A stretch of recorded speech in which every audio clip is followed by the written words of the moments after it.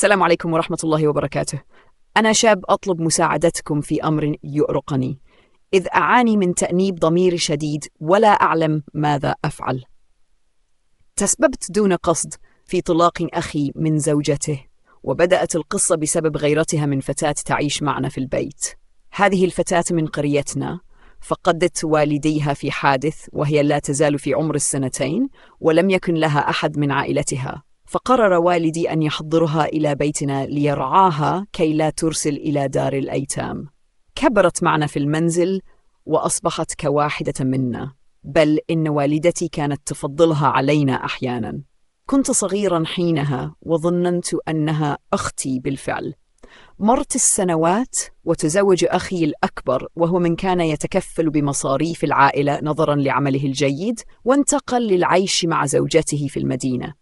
ومع حلول عيد الأضحى قرر أن تحضر زوجته لقضاء العيد معنا، ومن هنا بدأت المشاكل. لاحظت زوجته مدى اهتمام أخي بتلك الفتاة، فقد كان يعاملها بلطف ويجلب لها بعض الهدايا، مما أثار غيرتها الشديدة رغم أنه لم يكن يخصص لها شيئا خاصا. حاولنا شرح وضع الفتاة لها، وأكدنا أنه لا تربطها بأخي أي علاقة، بل إنها بمثابة أخت لنا جميعا، ولو كانت هناك نية للزواج بها لفعل منذ زمن، خصوصا وأنها أجمل من زوجته بكثير، لكنه كان ينظر إليها كأخت فقط. في أحد الأيام كنت مستلقيا في غرفتي، فسمعتها تتحدث في الهاتف وتقول لصديقتها: جلبوا لي فتاة من دار الأيتام. فغضبت بشدة وقلت لها: الفتاة التي تظنينها من دار الأيتام أنت من أتيت إلى بيتها وليس العكس.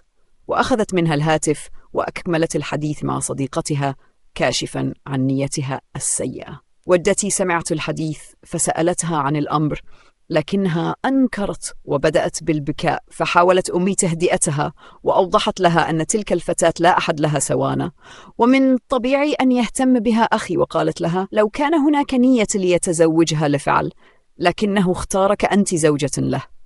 رغم ذلك لم تقتنع، وعندما علم أخي بكل التفاصيل غضب كثيرا، وطلب منها أن تجمع أغراضها وذهب بها إلى بيت أهلها. قرر تطليقها رغم محاولة والدي تهدئته وإقناعه بأن المشاكل أمر طبيعي في الزواج، وأنه لم يكمل عاما معها بعد، لكنه أصر على قراره وقال: انتهى الأمر.